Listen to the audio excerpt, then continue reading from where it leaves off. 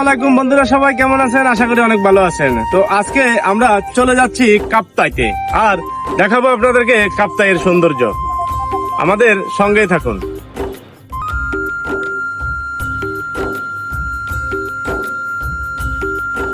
যাওয়ার পথে কাপ্তাই রাস্তার মাথায় নাস্তা করে নিলাম।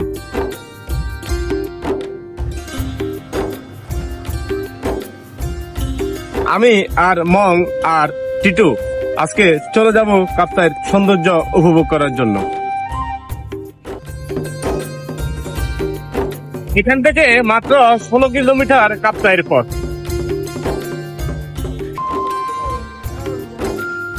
আমরা চলে আসছি কাপ্তাই।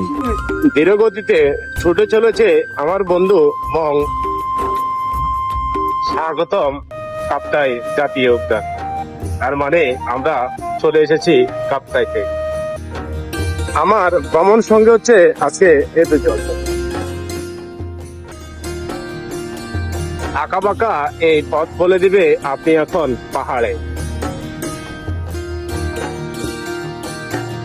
এক পাশে পাহাড় আর আরেক পাশে ছোট নদী, এর ভিতরে দিয়ে ছুটে চলেছে কাপ্তাইয়ের এই অসাধারণ রাস্তাটি। সামনে একটি লোহার ব্রিজ আছে, খুব সুন্দর, মনে হয় ব্রিটিশ আমলের তৈরি করা।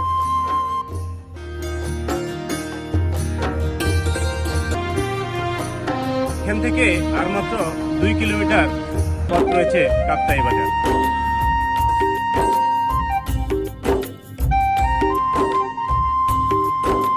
অবশেষে আমরা দীর্ঘ পথ পাড়ি দিয়ে চলে আসলাম কাপ্তাই জিরো পয়েন্টে, আর এখান থেকে চলে যাব আমরা কাপ্তাইয়ের যে লেকটি রয়েছে সেখানে, আর দেখাবো আপনাদেরকে কাপ্তাইয়ের সৌন্দর্য।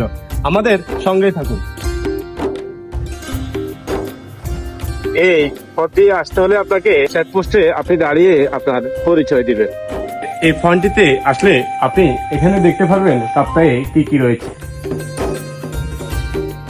ওয়াও, এত সুন্দর একটি জায়গা এই কাপ্তাই লেকের মধ্যে রয়েছে, তা আমার আগে কখনো জানা ছিল না। আমার বন্ধু মং খুব ধীরে ধীরে ছুটে চলেছে এই স্পটগুলোতে ওঠার জন্য।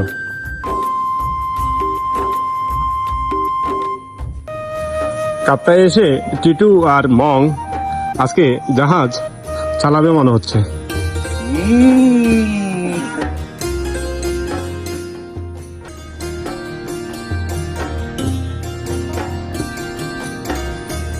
কাপ্তাইয়ের এখানে অনেকগুলো কটেজ রয়েছে, আপনি চাইলে এই কটেজগুলোতে থাকতে পারবেন, আর এখানে থেকে আপনি পুরো কাপ্তাইটাকে নিজের মন মতো করে ঘুরতে পারবেন। আমি আর টিটু ভাবছিলাম বোট রাইড করব, কিন্তু যে পরিমাণ গরম পড়তেছে এই মুহূর্তে বোট রাইডিং করা কোনোভাবেই সম্ভব না।